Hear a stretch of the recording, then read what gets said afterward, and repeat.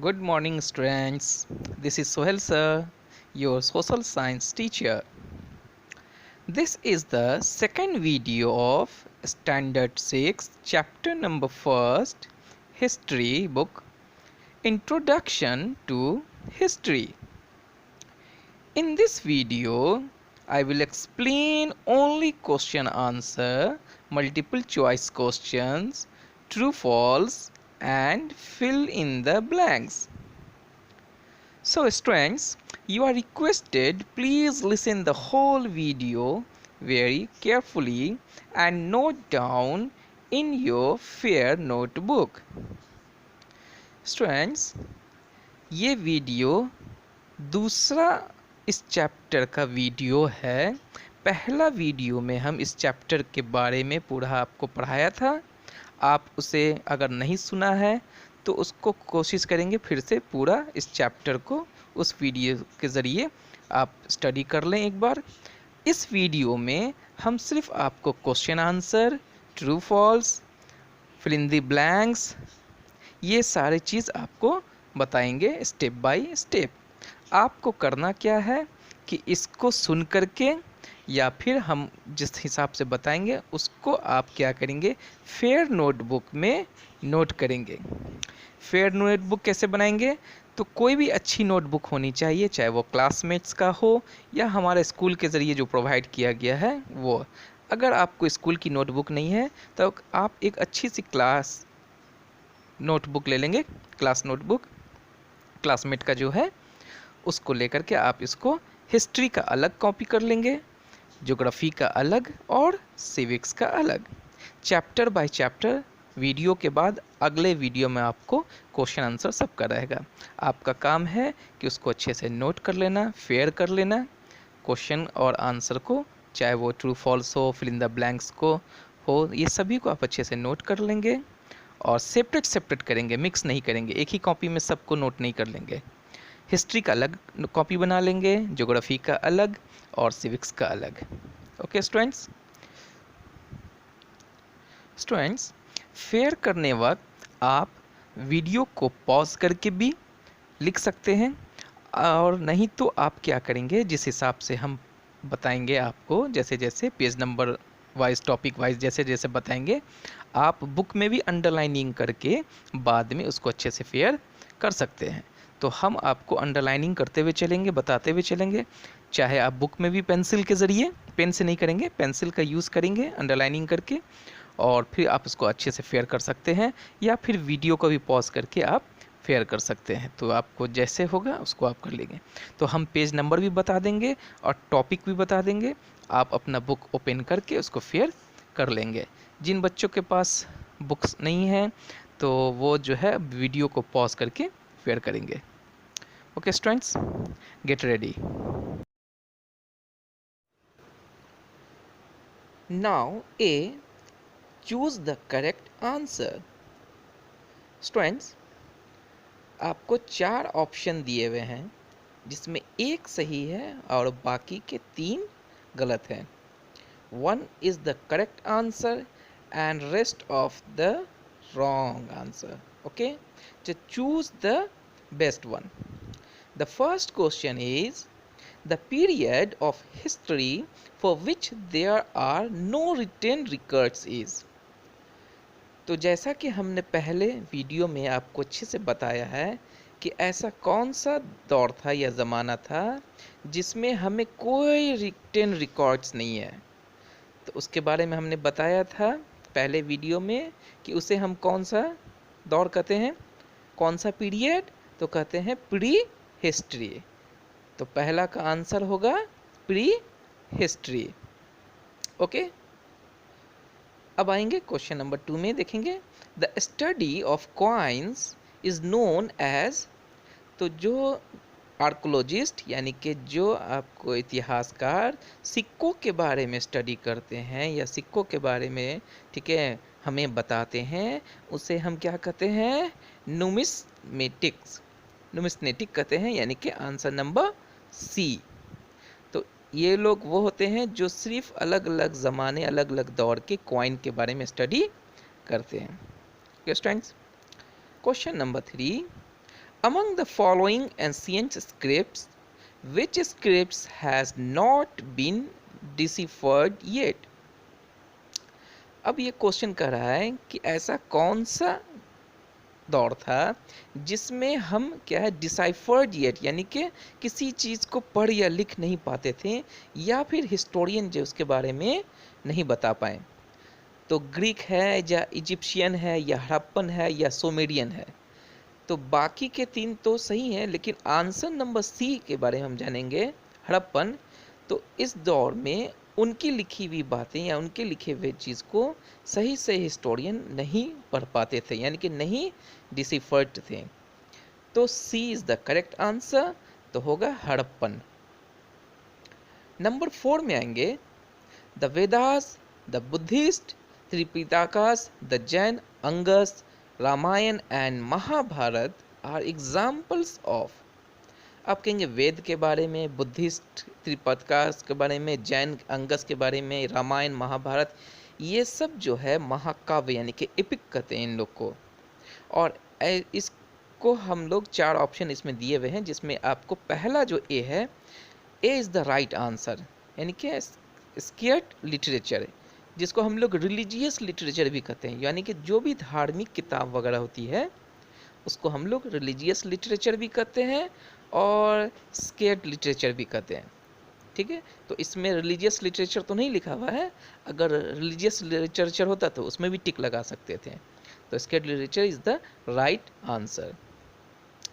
अब आएंगे नंबर 5 में, the reference point from which dates are counted is. अब क्या कर रहे हैं कि रेफरेंस पॉइंट, यानी कि जब से हम लोग डेट के बारे में जाना तो उसका रेफरेंस पॉइंट क्या था। जैसा कि हमने पहले वीडियो में आपको अच्छे से समझाया है कि रेफरेंस पॉइंट लिया गया किसको, यानी कि 0 ईयर्स लिया गया किसको, तो जीसस क्राइस्ट के बर्थ से। तो जीसस क्राइस्ट के बर्थ के बाद जो भी घटनाएं घटी या जो भी आपको चीज़ें घटी उनको हम लोग कहते हैं एडी, और जो उनकी पैदाइश से पहले जो घटनाएं घटी या जो भी राजा महाराजा जिस तरह रहते थे तो उनको कहते हैं बीसी। तो पहला आंसर इसका सही होगा, यानी कि बर्थ ऑफ जीसस क्राइस्ट। तो जो भी आंसर सही है, हर 4 ऑप्शन में से एक कोई सही है, उस पर मैंने ऑलरेडी पहले से टिक लगा लिया है। तो आप भी अपने बुक में इसको टिक मार लेंगे और इसको अच्छे से याद करेंगे। एग्जामिनेशन जो भी होगा अगला पीरियोडिक 1 वो इन्हीं सब में से आएंगे। Okay students. B, right T for true and F for false statement. अब स्टूडेंट्स, अब देखेंगे हम ट्रू फॉल्स के बारे में। तो किसका स्टेटमेंट ट्रू होता है और किसका स्टेटमेंट फॉल्स होता है। Okay, let's start. First, two events for which we have no written records are the discovery of fire and the invention of the wheel. तो पहला कह रहा है कि 2 ऐसा इवेंट जिसके बारे में हमें कोई भी रिटन रिकॉर्ड नहीं है, वो है आग का आविष्कार और पहियों का आविष्कार। तो ये जो स्टेटमेंट है ये स्टेटमेंट सही है, यानी कि इसका आंसर होगा ट्रू। क्यों होगा, क्योंकि ये सारे जो है प्री हिस्ट्रिक टाइम के हैं, यानी कि चाहे वो आग का आविष्कार हो या वो पहियों का आविष्कार हो, ये प्री हिस्टोरिक पीरियड के हैं, इसलिए इसका कोई भी रिटन रिकॉर्ड नहीं है। ये 10,000 साल पहले खोजा गया या 5,000 या 20,000 या 15,000 साल पहले, इसीलिए इसका आंसर होगा ट्रू।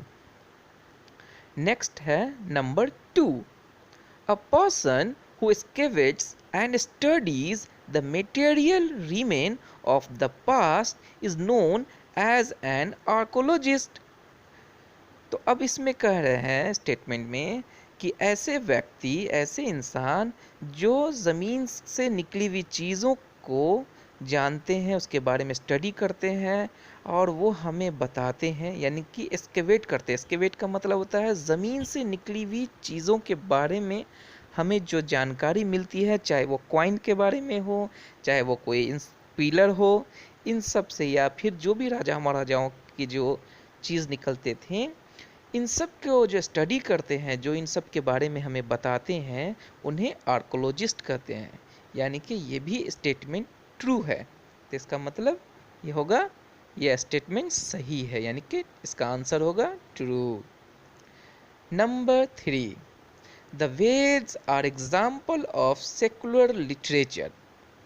स्टूडेंट इसमें कह रहे हैं कि वेद जो है वो सेकुलर लिटरेचर है, तो ये स्टेटमेंट जो है ये गलत है। वेद जो है वो रिलीजियस लिटरेचर है, यानी कि वेद जो है वो धार्मिक किताब है। ठीक है, ये कोई कहानी या पोइट्री या फिर आपको अर्थशास्त्र वगैरह ये नहीं है। अगर ये कोई पोइट्री होता तो हम इसको कह सकते हैं लिटरेचर, सेकुलर लिटरेचर। लेकिन वेद जो है एक धार्मिक किताब है, और जितनी भी धार्मिक किताब होती है वो सब आते हैं आपको रिलीजियस लिटरेचर में। तो इसका स्टेटमेंट के हिसाब से देखेंगे तो ये आंसर हो जाएगा गलत, यानी कि फॉल्स। तो वेद जो है are example of secular literature नहीं, बल्कि इसका होना चाहिए रिलीजियस लिटरेचर। अगर यहाँ पर रिलीजियस लिटरेचर होता तो हम ट्रू लिख दें, लेकिन कह रहा है स्टेटमेंट सेकुलर लिटरेचर, इसलिए इसका आंसर होगा फॉल्स। तो 3 का क्या हुआ? False. Number 4, the study of inscription is called numismatics. अब कह रहे हैं कि जो इंस्क्रिप्शन के बारे में स्टडी करते हैं उसे हम क्या नुमिस्टिक कहते हैं, तो ये भी स्टेटमेंट फॉल्स होगा। तो जो इंस्क्रिप्शन के बारे में स्टडी करते हैं उनको आर्कोलॉजिस्ट कहते हैं, नुमिस्टिक नहीं कहते हैं। तो नुमिस्टिक उनको कहते हैं जो कॉइन के बारे में स्टडी करते हैं, जो इमारतों के बारे में स्टडी करेंगे उनको हम नुमिस्टिक नहीं कहेंगे। तो ये आंसर हुआ false. Number 5, both literary and archaeological source have to be studied for a complete understanding of the past। अब ये स्टेटमेंट कह रहा है हमें कि जो लिटरेसी सोर्स हो या आर्कोलॉजिकल सोर्स होता है वो हमें पास्ट को समझने में काफ़ी मदद करते हैं। तो ये स्टेटमेंट सही है। तो हमें जो भी हिस्ट्री के बारे में पता चलता है, चाहे वो लिटरेचर के ज़रिए या फिर आर्कोलॉजिकल के सोर्स के ज़रिए ही हमें पता चलता है अपने पास्ट के बारे में। तो इसलिए ये स्टेटमेंट सही है, true. Number 6, temples, forts, palaces and other building are refers to as artefact. अब यहाँ पर कह रहे हैं स्टेटमेंट कि इमारतें हुई या मंदिर हुआ या कोई महल हुआ या कोई बिल्डिंग हुआ, इसे हम आर्टिफैक्ट कहते हैं। तो ये भी स्टेटमेंट क्या है? गलत है। तो इसे हम लोग आर्टिफैक्ट नहीं कहते हैं, इसे हम मॉन्यूमेंट्स कहते हैं। अगर यहाँ पर आर्टिफैक्ट्स के जगह मॉन्यूमेंट्स होता तो ये स्टेटमेंट सही होता, ट्रू। लेकिन यहाँ पर आपको दिया हुआ है मॉन्यूमेंट्स नहीं बल्कि आर्टिफैक्ट है, इसलिए इसका आंसर होगा फॉल्स। तो क्वेश्चन नंबर 6 का है answer false. Okay students, now it's C, fill in the blanks. खाली जगहों को भरें। स्टूडेंट्स अब देखेंगे इसमें कि स्टेटमेंट को कंप्लीट करने के लिए हमें खाली जगहों को सही आंसर भरना होगा, जिससे ये हमारा स्टेटमेंट सही हो जाए। Okay, let's start. First, the study of the past is known as blank. यानी कि जो पास्ट के बारे में स्टडी करते हैं उन्हें क्या कहते हैं? तो इसमें ब्लैंक में क्या भरेंगे हम? पहला आंसर होगा history. The study of past is known as history. तो पास्ट के बारे में जो भी पढ़ते हैं, जो भी जानते हैं, उसे हम हिस्ट्री कहते हैं, जैसा कि आपका ये टॉपिक ही है। और इसी को हमने वीडियो में पूरा डिटेल में आपको बताया है। तो वीडियो को बड़ी गौर से और अच्छे से सुनिए और उसको समझने की कोशिश कीजिए। अपना आंसर आपको फटाफट इसी में भर सकते हैं। Number 2, BCE stands for blank. BCE का फुल फॉर्म, स्टैंड फॉर का मतलब फुल फॉर्म होता है। तो BCE का जैसा कि हमने लेक्चर में भी दिया है, वीडियो में भी समझा कि BCE का फुल फॉर्म होता है बिफोर द कॉमन ईरा। यानी कि जीसस क्राइस्ट से पहले जो भी पीरियड होता था, जो भी घटनाएं होती थी, उन्हें BCE कहते हैं। तो BCE का फुल फॉर्म हो गया before the common era. Okay, number 3, manuscripts were written on palm leaves and on the bark of blank trees.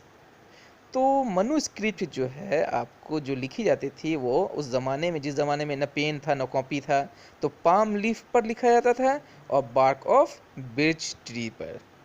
तो यहाँ पर ब्लैंक में क्या भरेंगे? Birch, BIRCH। Okay. Number 4, blank sources refer to written account from the past. तो past के बारे में जो हमको रिटेन जानकारी मिलती है, यानी कि रिटेन अकाउंट है, यानी कि लिखी हुई है, तो उसे कौन सा सोर्स कहते हैं? तो वो कहते हैं लिटरेरी सोर्स। तो पहला में क्या भरेंगे हम ब्लैंक में? तो फोर्थ के ब्लैंक में क्या हो जाएगा? Literary sources refer to written account from the past. Number 5, monuments, coins, tools, weapons, pottery and jewelry are examples of blank sources।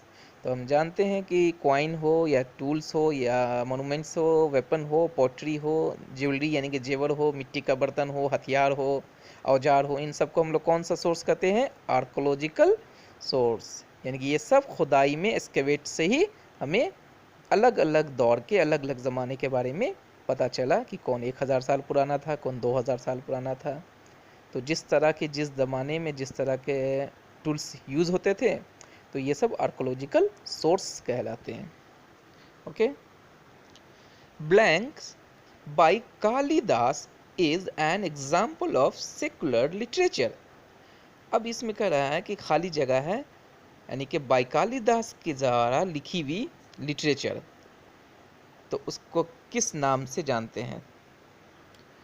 तो क्योंकि ये इतना बड़ा नाम है कि इसको पढ़ने में भी थोड़ा सा आप लोग को या किसी को भी दिक्कत हो सकता है, तो इसको हम लोग समझ लेते हैं। अभिजनक कुंतलम, ABHIJNANASAKUNTALAM, तो इसको कहते हैं अभिजनक कुंतलम। ये लिखा गया था किनके द्वारा? Kalidas. Okay students. D, answer the following in one of few words. अब देखेंगे स्टूडेंट्स, इस क्वेश्चन का जो आंसर होगा वो आपको वन वर्ड में देना है या फ्यू वर्ड्स में, ना 2-3 वर्ड में भी दे सकते हैं। तो इसका आंसर वन वर्ड में भी हो सकता है और वन वर्ड से ज़्यादा भी हो सकता है। Okay. First, works on Indian writers. तो पहला पूछ रहे हैं कि जो इंडियन राइटर थे वो जब लिखते थे, क्योंकि हमारा हिस्ट्री के बारे में इंडियन राइटर भी थे और फॉरेनर भी थे, यानी कि विदेशी भी जो हिंदुस्तान में आए थे, चाहे वो चाइनीज़ कोई भी ट्रैवलर हो, वो भी आपको लिटरेसी सोर्स, यानी कि उनके ज़रिए भी हमें इतिहास के बारे में पता चलता है, और हमारे अपने इंडियन राइटर जो लिखते थे उनके बारे में भी हमें इतिहास के बारे में, यानी कि पास्ट के बारे में जानते हैं। तो पहला पूछ रहा है वर्क्स ऑफ इंडियन राइटर, तो इनको हम क्या कहते हैं? Indigenous work. जो इंडियन राइटर लिखते हैं उनको कहते हैं indigenous works. Okay. Next, 2, writing on religious theme. तो जो रिलीजियस थीम होता है या जो रिलीजियस बुक्स होते हैं, जो धार्मिक किताबें होते हैं, उनको हम लोग रिलीजियस लिटरेचर कहते हैं। Okay. Number 3, documents written in the past by hand on palm leaves or the bark of big trees. तो जैसा कि हम जानते हैं कि जिस ज़माने में पेन, कॉपी, कलम नहीं हुआ करता था, तो लोग पाम लीव्स पर लिखते थे या बार्क ऑफ बिग ट्रीज पर लिखते थे, तो उसे हम लोग क्या कहते हैं? Manuscripts. Okay. The third answer is manuscripts. Fourth, writing of Megasthenes, Fahien and other foreign travellers. तो जो भी विदेशी हिंदुस्तान में आए, चाहे वो फाहिन हो, चाहे वो मेगास्थीन्स हो या और भी बहुत सारे, तो उनके ज़रिए जो हमें पास्ट के बारे में जो पता चलता है, तो उनकी लिखी हुई किताबों से, यानी कि लिटरेरी सोर्सेज के ज़रिए। तो इसका आंसर होगा literary sources. Okay. Number 5, writing curved on hard surface such as metal, plates, pillar, stone, tablet, etc। तो राजा महाराजा क्या करते थे कि वो दीवारों पर हो या पिलर पर हो या पत्थरों पर भी कुछ ना कुछ अपनी भाषा में उस ज़माने में जो ही भाषा चलती थी वो लिखवाते थे। तो उन्हें क्या कहते हैं? इंस्क्रिप्शन, यानी कि पत्थरों में या पिलर में उनकी लिखी हुई उनकी मैसेज को लिखना, यानी कि उसको गुदना, इसको कहते हैं inscription. Number 6, writing which are not religious in nature. तो जो धार्मिक नहीं होता है उन्हें हम लोग क्या कहते हैं? Secular literature. सेकुलर लिटरेचर का मतलब हो गया जैसे कोई कहानी हो गया, कोई पोइट्री हो गया, कोई राजा महाराजाओं के बारे में कोई लिखी हुई किताबें हुई, तो उन्हें हम लोग सेकुलर लिटरेचर कहते हैं। और रिलीजियस होता है तो वो वेदा है, रामायण है, महाभारत है, ये सब है। तो नंबर 6 का आंसर हो जाएगा secular literature. Okay. E. Give short answer for the following question in 20 to 30 words। अब ई में देखेंगे कि शॉर्ट क्वेश्चन आंसर लिखना है, यानी कि 20 to 30 वर्ड्स में होने चाहिए। Okay. The first question is what is a timeline. तो पहला क्वेश्चन है कि टाइमलाइन क्या है। तो स्टूडेंट्स इसका आंसर है पेज नंबर 4 में। तो आप बुक का पेज नंबर 4 देखेंगे और उसमें टॉपिक देखिएगा, राइट साइड लिखा होगा टाइमलाइन। ओके, आप उसको अंडरलाइनिंग कर लें पहले पेंसिल के ज़रिए, और या फिर वीडियो को पॉज करके भी लिख सकते हैं।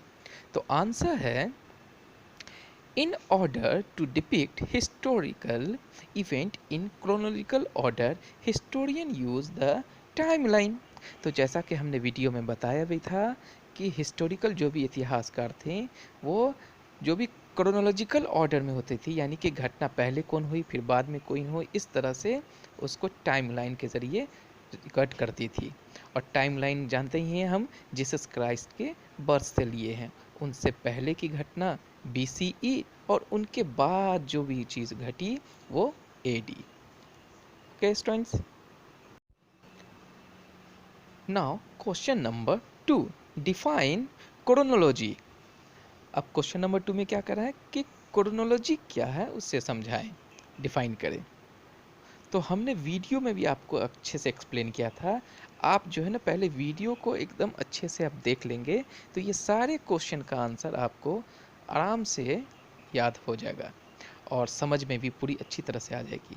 फिर भी हम इसमें आपको एक एक बार थोड़ा थोड़ा में रिपीट कर देते हैं, ज़्यादा लॉन्ग नहीं बताएंगे क्योंकि वीडियो में हमने ऑलरेडी पूरे अच्छे से इसको एक्सप्लेन कर दिया है एक एक टॉपिक को।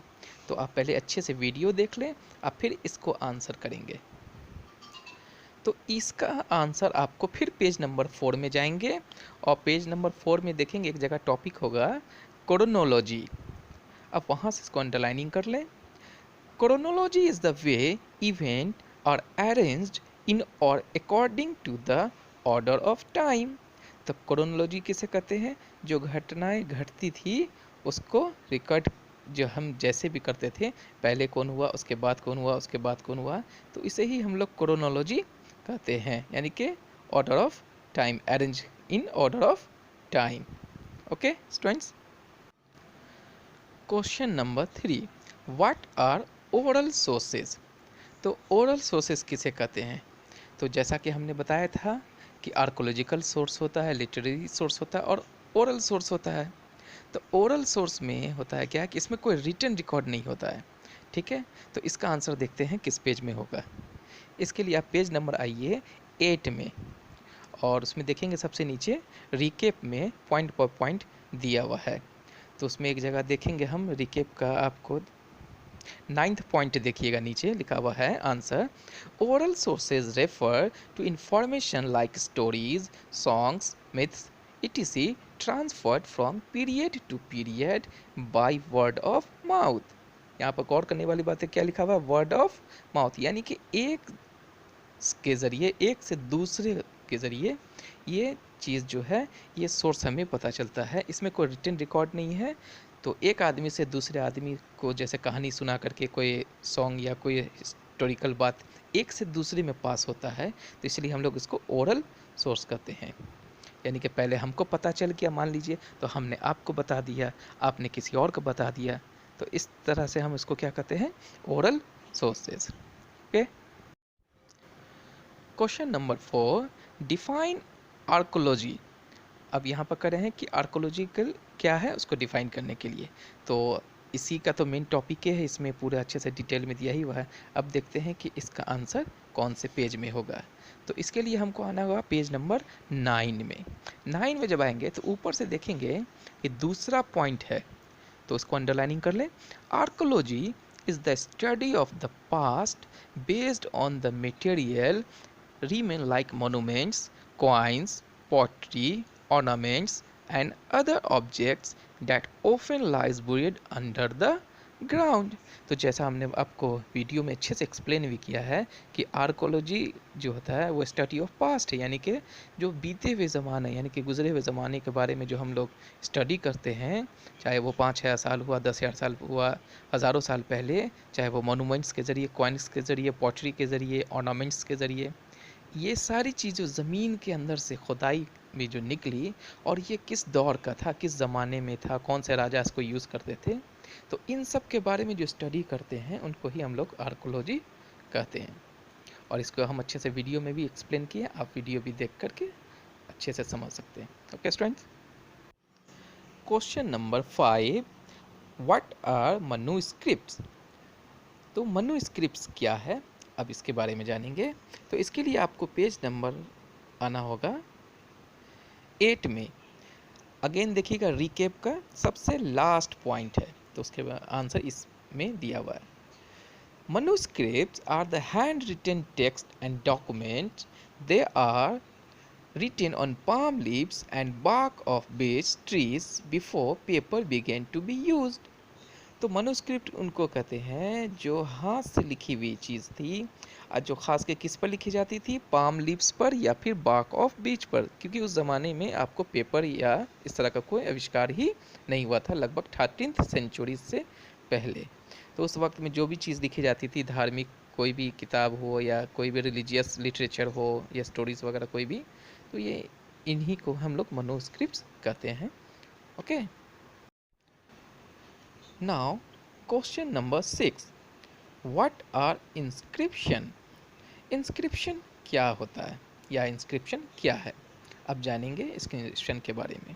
तो इसके लिए आना होगा आपको पेज नंबर अगेन 9 में। सबसे ऊपर का पहला पॉइंट देखिए, पेज नंबर 9 का सबसे ऊपर में पहला point, inscription are writing curved on hard surfaces such as stone, tablet, metals, pillars, etc.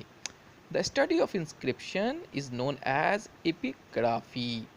तो इंस्क्रिप्शन में जानते हैं गुदना, यानी कि किसी पत्थरों पर या किसी हार्ड सरफेस पर या किसी मेटल चीज़ पर लिखना, चाहे वो ज़माने का जो भी राजा महाराजा का जो मैसेज होता था वो उसी पर ही लिखा था, तो उसी को ही हम लोग इंस्क्रिप्शन कहते हैं। और जो इंस्क्रिप्शन के बारे में स्टडी करते हैं, पढ़ते हैं, उसको हम लोग क्या कहते हैं, एपिग्राफी। ओके स्टूडेंट्स, तो शॉर्ट आंसर आपका कंप्लीट हो गया है। अब हम जानेंगे इसका थोड़ा लॉन्ग आंसर में। Okay, now F, give long answer for the following question in 50 to 60 words. अब आएंगे लॉन्ग क्वेश्चन आंसर में, जिसका आंसर अप्रॉक्स 50 to 60 वर्ड्स में होने चाहिए।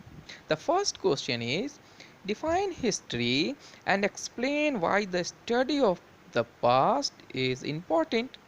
तो हिस्ट्री क्या है उसके बारे में समझाइए, एक्सप्लेन कीजिए, और हम लोग पास्ट के बारे में कैसे पता चला, यानी कि why the study of past, यानी कि पास्ट के बारे में जानना हमारे लिए क्यों ज़रूरी है। तो इस वीडियो में भी हमने पूरा एक्सप्लेन किया है, और आंसर भी इसका बता देते हैं कि इसका आंसर किस पेज नंबर में होगा। ओके, तो इसका आंसर जब अंडरलाइनिंग करेंगे तो इसका आंसर जो है page number 3 and page number 4 दोनों में है। तो हम जितना पढ़ेंगे उसी को आप उतना ही अंडरलाइनिंग कीजिए। तो पहले अंडरलाइनिंग करेंगे पेज नंबर 3 में। तो टॉपिक देखिएगा लिखा होगा रेड कलर में, history and prehistory. Okay, तो let's start underlining. The term history has been derived from the Greek word historia, which means inquiry or research. History is the study of the past। तो हम जानेंगे कि history किस word से लिया गया है। तो ये ग्रीक वर्ड से लिया गया, जिसका मतलब होता है आपको इंक्वायरी, यानी कि किसी चीज़ को जानना। और हिस्ट्री जो है वो स्टडी ऑफ पास्ट, यानी कि पास्ट के बारे में जानने का ही हम लोग इतिहास कहते हैं।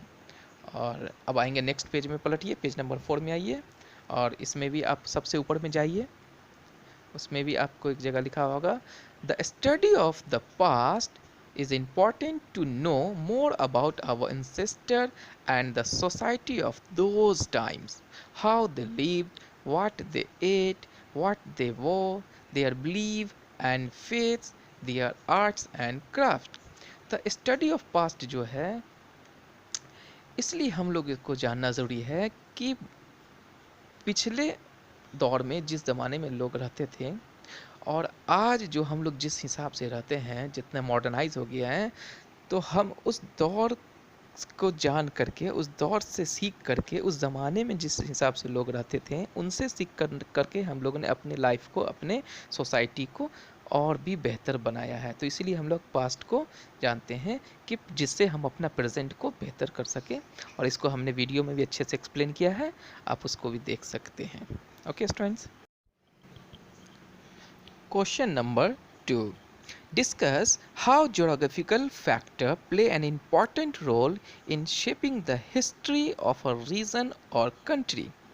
तो अब क्वेश्चन नंबर 2 में देखेंगे कि क्या ज्योग्राफिकल फैक्टर जो है वो हमारे देश के लिए कौन सा इम्पॉर्टेंट रोल निभाते हैं। तो इसके बारे में हमने वीडियो में ज़्यादा एक्सप्लेन किया है, तो आंसर में उतना नहीं करेंगे, हम सिर्फ इसका आंसर बता देते हैं आपको किस पेज नंबर में होगा। तो इसका आंसर है आपका पेज नंबर 4 में।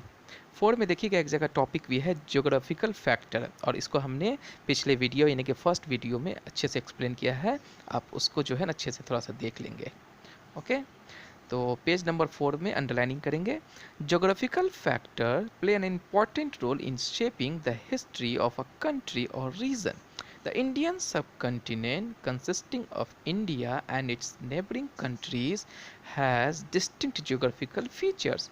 An important feature of the Indian subcontinent in the vast fertile plain of river Indus and Gangas. The first human settlement came up here. Okay students?